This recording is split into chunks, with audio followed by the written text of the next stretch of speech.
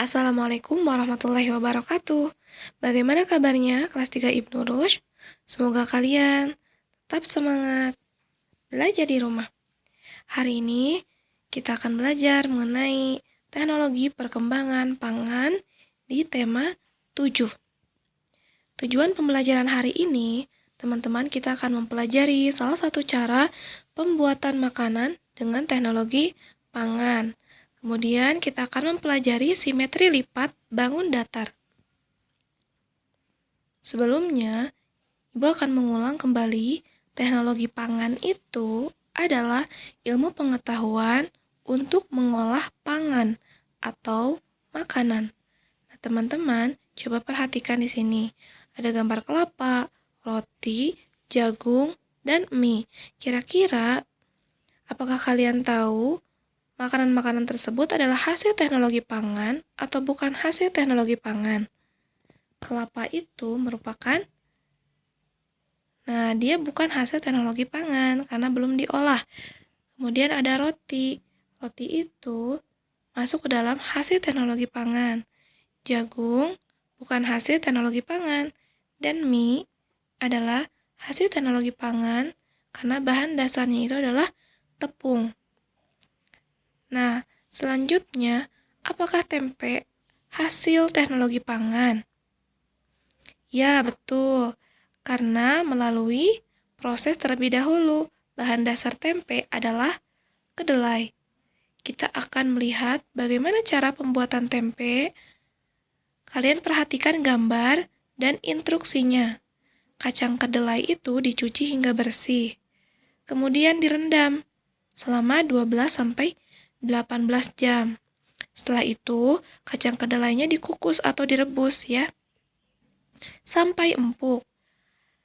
Kacang kedelai setelah dikukus itu dan empuk kemudian diangkat dan ditiriskan atau didinginkan terlebih dahulu. Setelah itu diberikan ragi tempe, ya, ragi itu untuk fermentasi.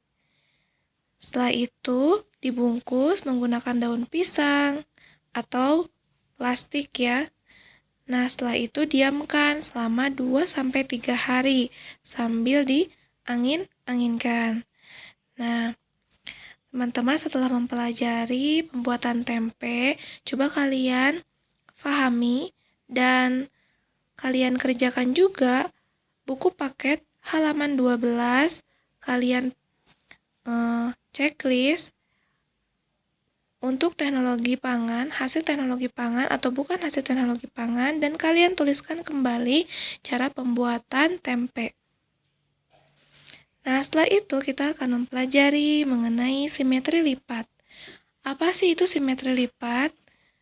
Simetri lipat itu adalah jumlah lipatan yang dapat dibentuk oleh suatu bidang datar yang membaginya sama besar. Nah, teman-teman, ini adalah bidang datar persegi. Ini memiliki garis putus-putus. Nah, garis putus-putus ini dinamakan sumbu simetris karena ketika dilipat maka akan membentuk suatu bidang datar yang membaginya sama besar. Jadi dia tidak ada yang keluar gitu ya. Jadi sama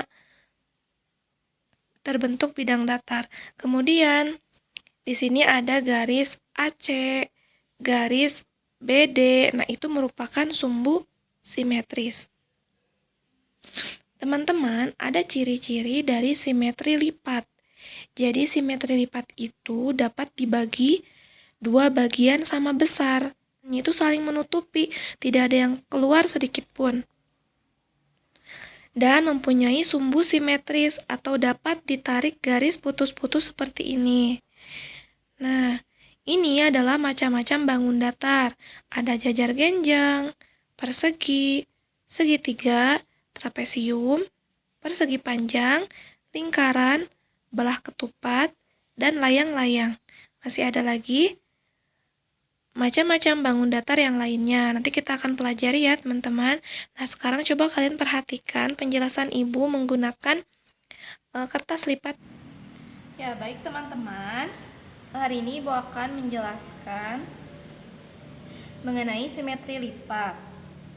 Ibu akan contohkan, tadi kan sudah dijelaskan apa itu simetri lipat, yaitu jumlah lipatan yang dibentuk oleh suatu bidang. Di sini bidangnya bidang datar ya.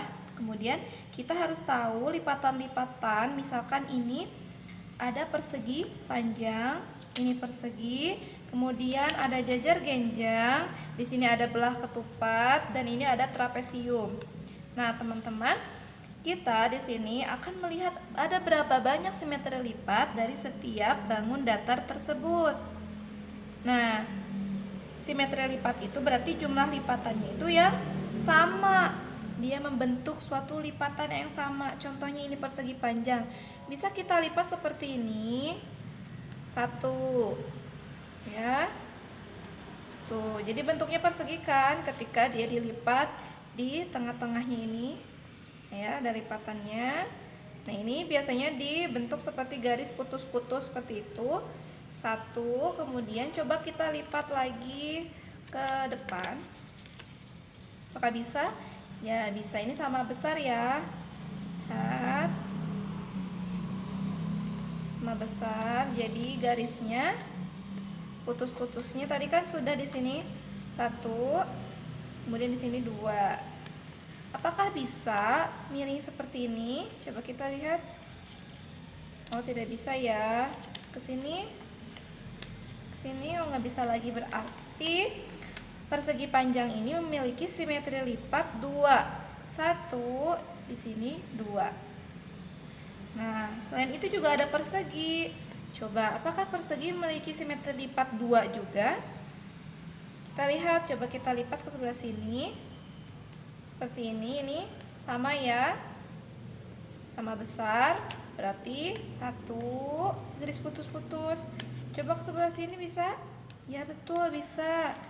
Dua, ya. Kemudian kan ini udah satu, dua. Nanti kita gambarkan ya menggunakan garis putus-putus. Apakah dari ujung ke ujungnya? Apakah bisa ke sebelah sini jadi segitiga? Iya betul, segitiganya sama besar. 3, tuh ya, sudah ada kan terlihat garis-garisnya. Kemudian, apakah bisa ke sini? Kita harus lipat dari sini ke sini. Coba ya. Bisa, jadi segitiga sama besar ya. Berarti simetri lipatnya udah ada 4. Ya.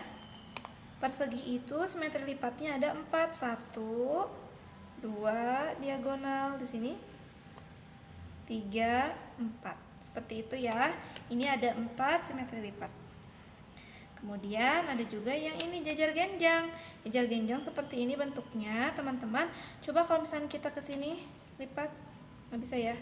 Ke sini lipat, nggak bisa juga ya. Ada sisa di sininya tuh.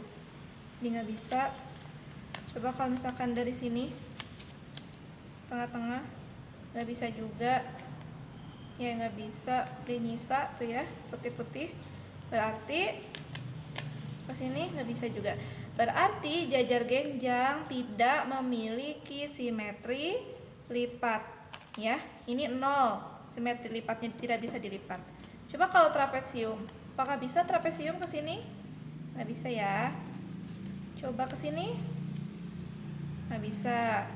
Ke sini sama aja, sini nggak bisa juga. Jadi trapesium bisanya hanya 1 ke sini. Nah, trapesium itu hanya memiliki 1 simetri lipat saja. Nanti dibuat garis putus-putus seperti ini. Kemudian yang terakhir, Ibu contohkan di sini ada belah ketupat. Belah ketupat ini berapa ya simetri lipatnya itu? Coba Ibu tarik ke atas jadi segitiga. Sama ya, berarti 1. Kemudian coba ke pinggir. Apakah bisa? Harusnya bisa ya.